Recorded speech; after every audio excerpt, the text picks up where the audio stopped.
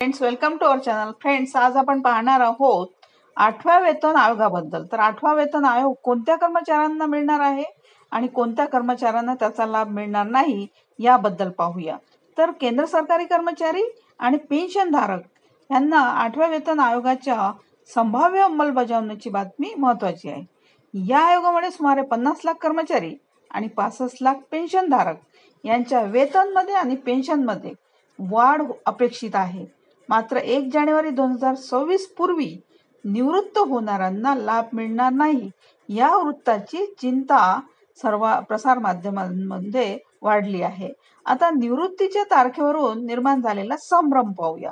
अलीकडे काही माध्यमांमध्ये आलेल्या काही बातम्यानुसार केंद्र सरकार 8व्या वेतन आयोगाचा लाभ देण्यासाठी पेन्शनधारकांची 2 गटांमध्ये विभागणी करेल अशी शक्यता वर्तवण्यात आली होती.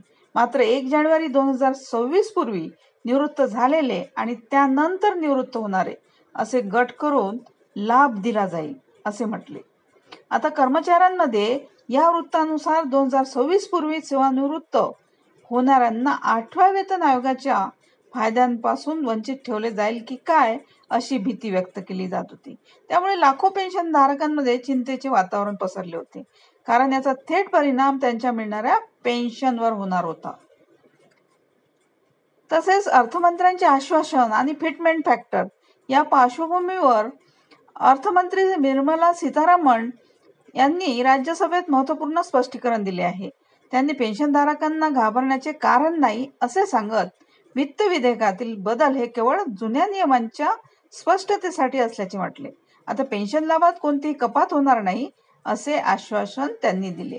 तर 7व्या वेतन आयोगाप्रमाणेच निवृत्तीच्या तारखेचा विचार न करता सर्वांना समान लाभ मिळाले आहेत आणि 8व्या वेतन आयोगातही हेच धोरण राबवले जाईल असे त्यांनी स्पष्ट केले. आता 8व्या वेतन आयोगासोबत फिटमेंट फॅक्टरचीही चर्चा जोर धरत आहे. आता तज्ज्ञांच्या मते हा फॅक्टर 2 ते 2.86च्या दरम्यान असू शकतो. जर तो 2 ठेवला तर किमान वेतन 18,000 रुपयावरून 36,000 रुपये आणि किमान पेन्शन 9,000 रुपयावरून 18,000 रुपये होईल.